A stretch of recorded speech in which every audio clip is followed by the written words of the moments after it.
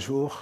J'ai le réel plaisir de venir chez vous, de me présenter à vous, de vous inviter évidemment à partager ces quelques minutes brèves avec moi sur des aperçus dans ce livre que j'ai édité il y a 6 ans, dont le thème est « Les secrets des prières exaucées ».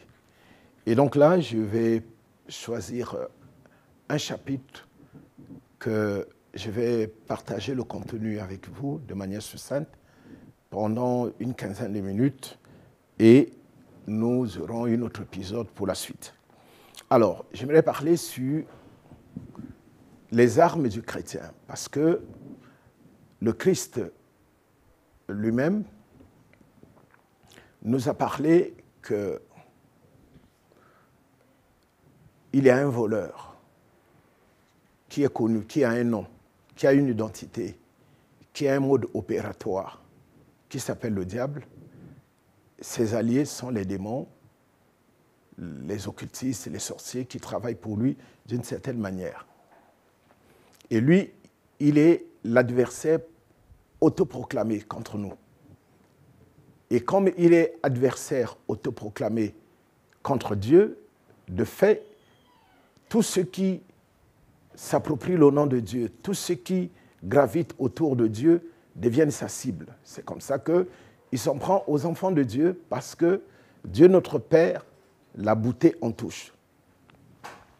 Et donc, pour le combattre, il y a plusieurs armes. Éphésiens nous en cite quelques-uns, que nous prenions toutes sortes d'armes spirituelles qu'il cite dans Éphésiens 6 afin de le combattre. Mais de manière générale, vous allez trouver que ces armes qui sont citées dans Éphésiens, ce sont des armes au détail.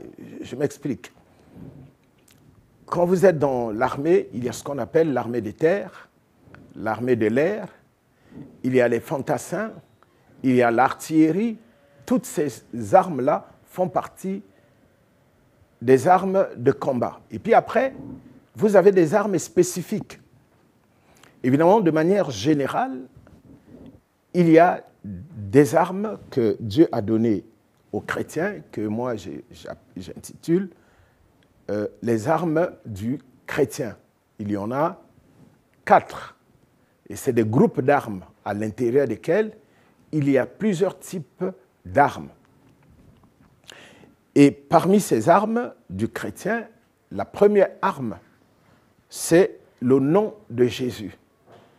Vous savez que le nom désigne une entité, désigne une personne, désigne quelque chose.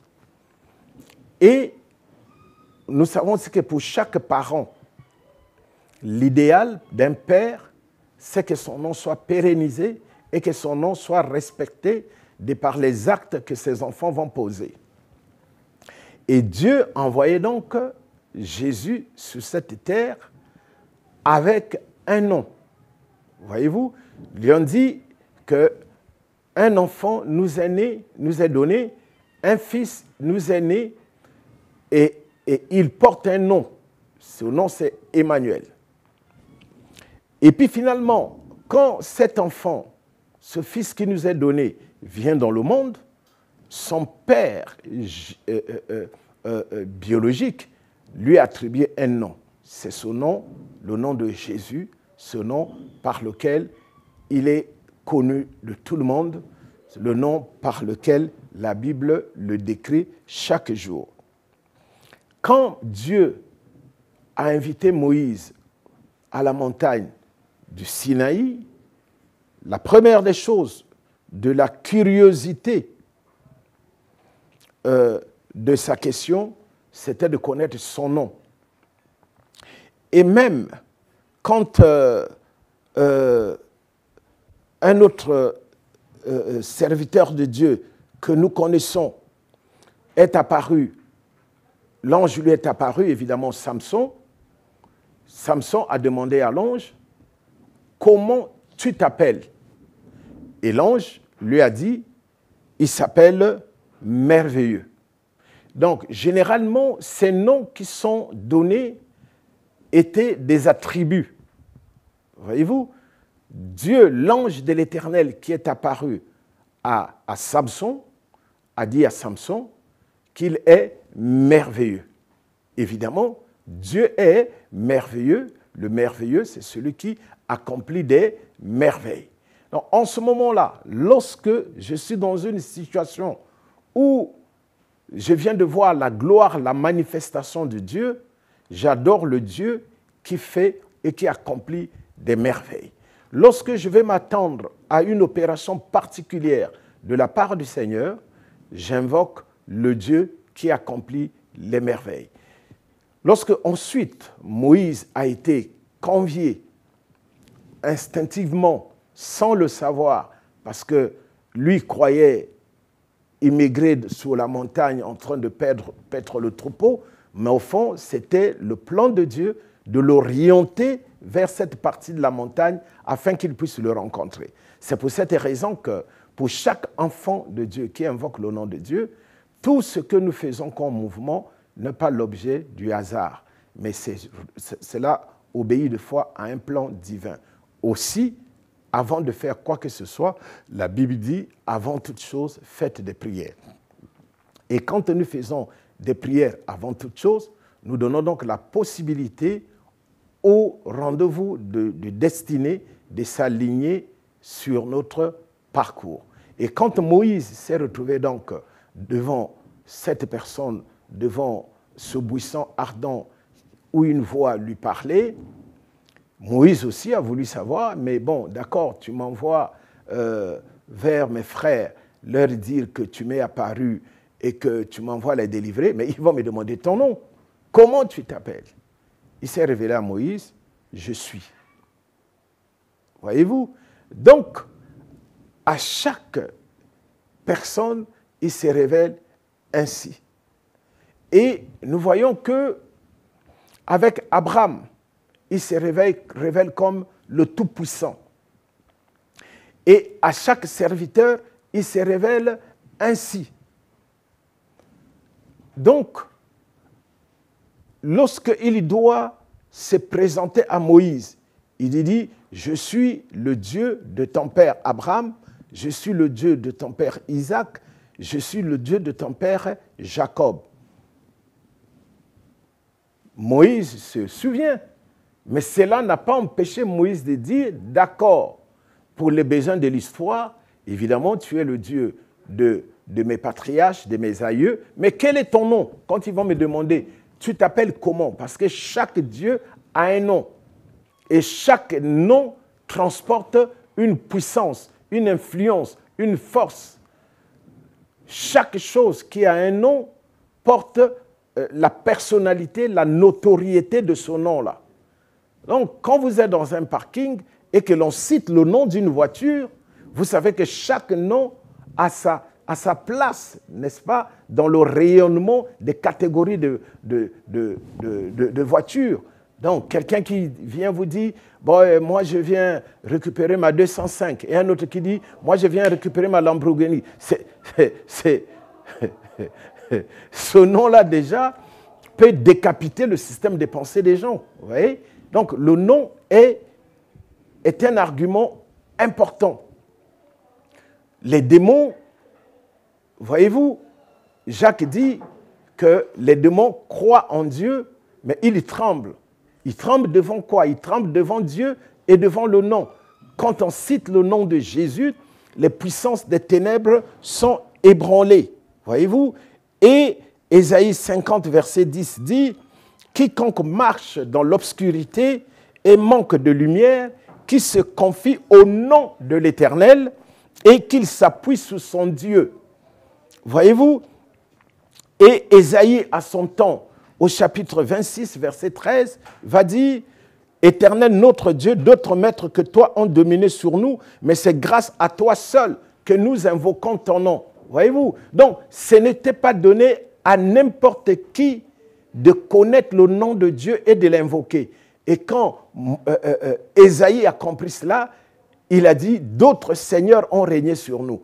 Mais ce n'est que toi seul, Dieu, qui a créé toutes les conditions, qui a provoqué toutes les circonstances pour que, au jour d'aujourd'hui, nous soyons capables d'invoquer ton nom.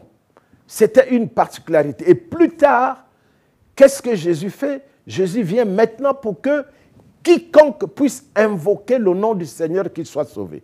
Parce qu'à l'époque d'Ésaïe, quiconque ne pouvait pas invoquer le nom du Seigneur. C'était révélé à une catégorie de personnes à qui Dieu se révélait et ces personnes-là invoquaient le nom du Seigneur. Mais quand Jésus vient, il vient dans une période qui s'appelle la période de la grâce. Et cette grâce fait que quiconque invoque le nom du Seigneur est sauvé. Voyez-vous, le chrétien qui invoque Jésus comme sauveur, qui le reçoit dans sa vie comme Seigneur et sauveur, le nom de Jésus le sauve de l'enfer et l'introduit dans le royaume des cieux. Une personne qui ne croit pas en Jésus, mais qui se retrouve dans une situation difficile, qui invoque pour la première fois Jésus, pour que Jésus le sauve d'un accident, le sauve d'un danger, Jésus va le sauver.